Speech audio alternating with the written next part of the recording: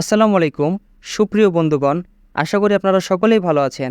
আজকের ভিডিওতে আমি একটি চার্জার মডিউল তৈরি করে দেখাবো, যেটির সাহায্যে আপনারা আপনাদের সোলার ব্যাটারি থেকে আপনাদের ফোনটি চার্জ করতে পারবেন।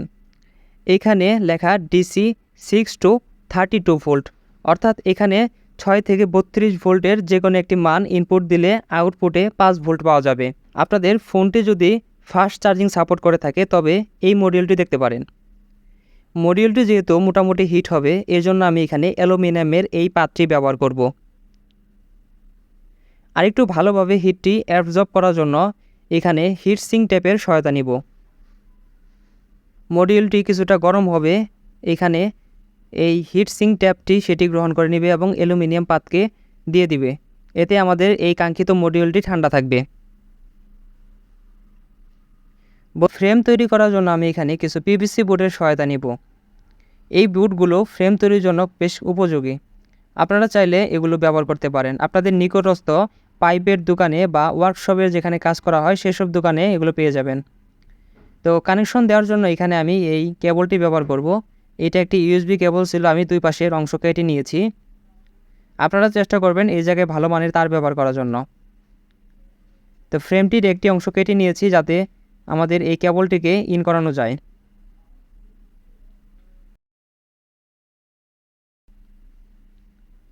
ফ্রেমটি তৈরি করার জন্য আমি এখানে সোফাগুলোর সহায়তা নিচ্ছি। সোফাগুলোর সাহায্যে প্রত্যেকটা অংশ লাগিয়ে দেওয়ার চেষ্টা করব। এবার হিট সিঙ্ক টেপটিকে অ্যালুমিনিয়ামের পাতের উপর বসিয়ে দিচ্ছি। এইখানে ঠিক একইভাবে সোফাগুলোর সহায়তা নিব। আপনারা হিট সিঙ্ক টেপের বদলে থার্মাল পেস্টও ব্যবহার করতে পারেন। এবার মডিউলটিকেও একইভাবে সোফাগুলোর সাহায্যে হিট সিঙ্ক টেপের উপর বসিয়ে দিব।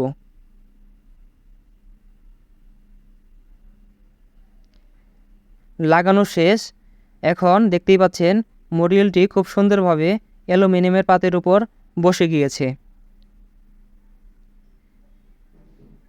এবার আমরা অ্যালুমিনিয়ামের পাতটিকেও ঠিক একইভাবে ফ্রেমের উপর বসিয়ে দিব।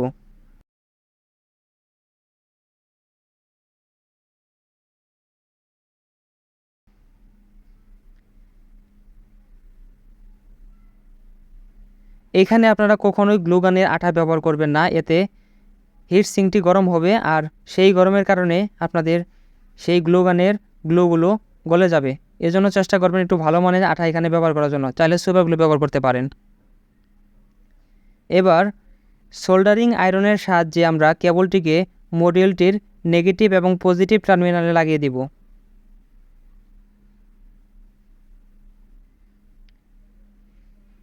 এখানে অবশ্যই সঠিক কানেকশন দিবেন, ভুল কানেকশনে কিন্তু আপনাদের মডিউলটি কেটে যেতে পারে। আমি এখানে নেগেটিভের সাথে নেগেটিভ এবং পজিটিভের সাথে পজিটিভ কানেকশন করে দিচ্ছি। এখানে আমি একটি ভুল কাজ করে ফেলেছি। কেবল দুটিকে ফ্রেমে মডিউলটি অ্যাডজাস্ট করার আগেই সোল্ডারিং আয়রনের সাহায্যে লাগিয়ে নিতে ছিল। এখন খুব কষ্ট হচ্ছে।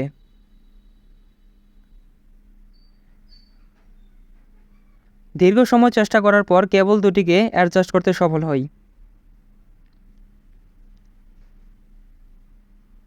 এবার ব্যাক পার্টের অংশটাও ঠিক একইভাবে আমরা গ্লুর সাহায্যে লাগিয়ে দিব।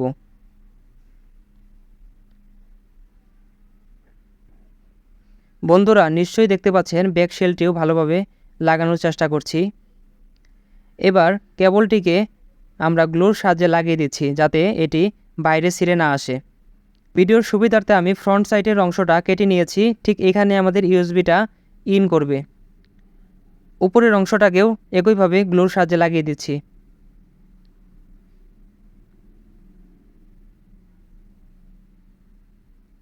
ভিডিওর এই মুহূর্তে আপনাদের কাছে একটি রিকোয়েস্ট থাকবে, আপনি যদি আমার চ্যানেলে নতুন হয়ে থাকেন তবে অবশ্যই চ্যানেলটিকে সাবস্ক্রাইব করে দিবেন। প্রতিটি ভিডিও করতে আমাকে অনেক পরিশ্রম করতে হয়। আপনাদের একটি সাবস্ক্রাইব এবং একটি লাইক আমাকে আরও ভিডিও তৈরিতে অনুপ্রেরণা যোগায়। একই সাথে যে কষ্ট হয় তা লাঘব করতে সহায়তা করে। তাই আপনাদের কাছে একটি বিনীত অনুরোধ থাকবে যে আপনারা অবশ্যই আমার চ্যানেলটিকে সাবস্ক্রাইব করে দিবেন। তো বন্ধুরা, আমাদের স্ট্রাকচারটি মোটামুটি লাগানো শেষ। এবার আমরা ফ্রন্ট সাইডের অংশটা লাগিয়ে দিব।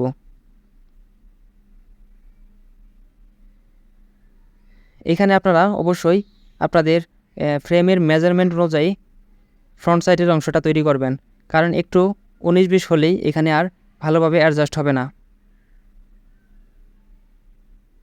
আমাদের চার্জিং মডিউলটি তৈরি হয়ে গেছে, কিন্তু একটি কাজ এখনও বাকি আছে। মডিউলটির চারপাশে কিছু পরিমাণ আঁকাবাঁকা রয়েছে, একটু উঁচা নিচে রয়েছে, এগুলো আমরা সিরিজ কাগজ দিয়ে ঘষে নিব। সিরিজ কাগজ দিয়ে ঘষে নেওয়ার পর দেখতেই পাচ্ছেন আমাদের মডিউলটি কতটা চমৎকার দেখাচ্ছে। খুব দুর্দান্ত ফিনিশিং এসেছে। আজকের ভিডিওটা আমি এখানেই শেষ করছি। যদি আমার চ্যানেলটি আপনাদের ভালো লেগে থাকে বা আমার ভিডিওগুলো আপনাদের ভালো লেগে থাকে, তবে অবশ্যই চ্যানেলটিকে সাবস্ক্রাইব করে দিবেন আর প্রত্যেকটা ভিডিওতে একটি লাইক করার চেষ্টা করবেন। ধন্যবাদ সবাইকে।